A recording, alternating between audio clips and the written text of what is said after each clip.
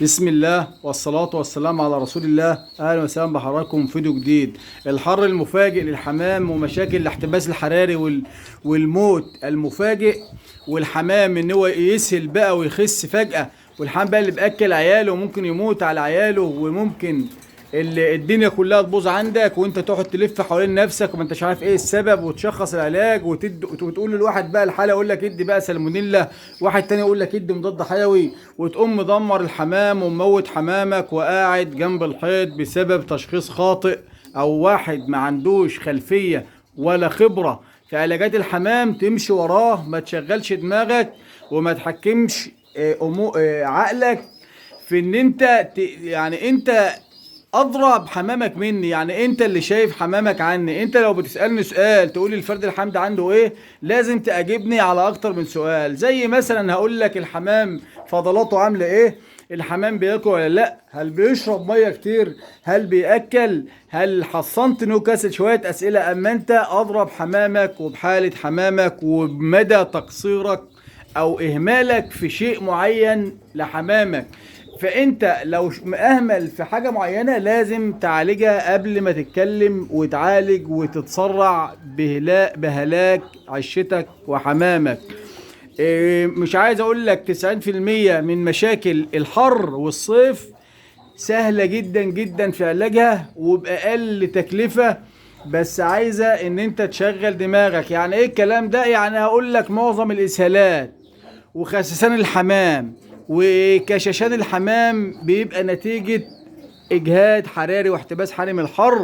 فرد الحمام بيفقد السوائل اللي في جسمه زي ما قلت لك، بيبقى محتاج معوض لجسمه عشان يعوض الأملاح والسكريات اللي فقدها دي. حاجة تانية برضو مشكلة الكنكر.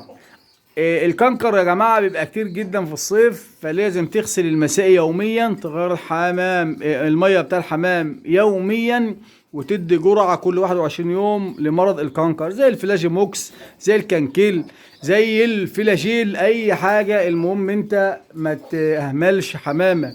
ان شاء الله نقول لحضراتكم برضو خطة يعني عشبية لنجاتك من فصل الصيف بإذن الله. اتكلمنا طبعا على العسل الاسود. ناس علقت وقالت طيب ما تقول لنا بقية الحاجة اللي انت ذكرتها وريها لنا، احنا في دول تانية عايزين نعرف المكونات والبدائل.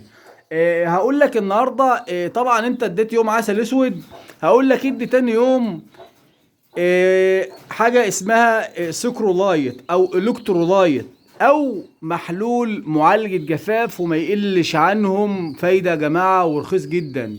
ده يا جماعة محلول معالجة الجفاف البشري، العلبة فيها 12 فيها 10 اكياس ب 12 جنيه، 10 اكياس ب 12 جنيه. بستخدم الكيس على لتر مية. ده بيعمل ايه يا عم؟ هقول لك ده املاح وسكريات، بيحملك حمامك من الاجهاد الحراري والاحتباس الحراري ومن الضعف العام والخلل المناعي. حاجة تانية، بيخلي الفرد الحمام مش هبطان وبيخلي جسمه كويس. لو الفرد الحمام ده بقى تلاقيه كانن، ولا الفرد الحمام تلاقيه قاعد يلحلح، ولا الامور اللي انت بتشوفها دي، والوضع النفسي بتاع الطير. لو انت تحت، لو الحمام تحته زغليل مش هياكل عياله كويس، هتلاقي الحمام طالع معجز ومش مظبوط. دي شكل العلبه يا جماعه، محلول معالج جفاف في اكتر من شكل واكتر من صورة عشان الناس اللي بتسمعنا من دول تانية.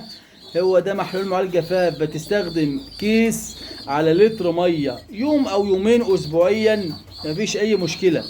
انا عن نفسي بدي يوم عسل اسود، بدي يوم محلول معالج جفاف، بدي يوم فيتامين سي. اي فيتامين سي عندك في حاجات كتير جدا في السوبر ماركت جاهزة اكياس ورخيصة جدا.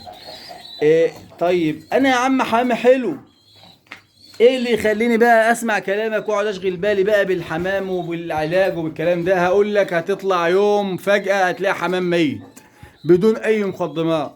هقول لك هتهلك حمامك وانت في اخطر فترة دلوقتي، لانها فترة القلش. فترة القلش ديت الحمام بيغير ريش، بيمص من دمه ومن جسمه كل الغذاء اللي موجود في جسمه، فلازم تهتم غصب عنك بالسكرولايت او محلول معالج جفاف عشان توازن الطير وصحته، وتهتم بفيتاميناتك وبزيوتك وخمائرك وبكل المكملات اللي ما بتسيبش اعراض جانبية، عشان الفرد الحمام يعدي معاك فترة القلش وما يجيلكش ما يجيلوش امراض ويبقى كويس، وتهتم بالبذور والكلفة تخفها، البروتين تقلله زي الذرة الصفراء تقللها شوية، الفول يتلغى خالص، العدس يتلغى خالص، وتزود بذور زي بذر الفجل، الجرجير، الخس، اتكلمنا عنهم طبعا، فلارس بلغم، كل الكلام ده اتكلمنا عنه لان ده مهم جدا في تجديد الريش وفي صحة الطيور وفي فترة القلش. الحاجات دي يا جماعة مهمة جدا. وان شاء الله في حد برضو فاضل طلب مننا مكونات خلطة الصيف،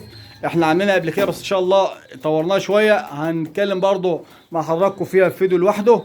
ده يا جماعة كان موضوعنا النهاردة، المحلول معالج جفاف، العلبة ب 12 جنيه في 10 اكياس، الكيس بحوالي جنيه وربع، كلام فاضي وعلاج مهم جدا واساسي. ما تستناش حمامك لما يتعب وتقعد تلف حول نفسك، الوقاية خير من العلاج، يوم وقاية افضل من 10 ايام علاج. ولو محتاجين اي حاجة نتكلم فيها اكتبوا لي في التعليقات، تحت امر الجميع، وانتظرونا ان شاء الله في الجاي، والسلام عليكم ورحمة الله وبركاته.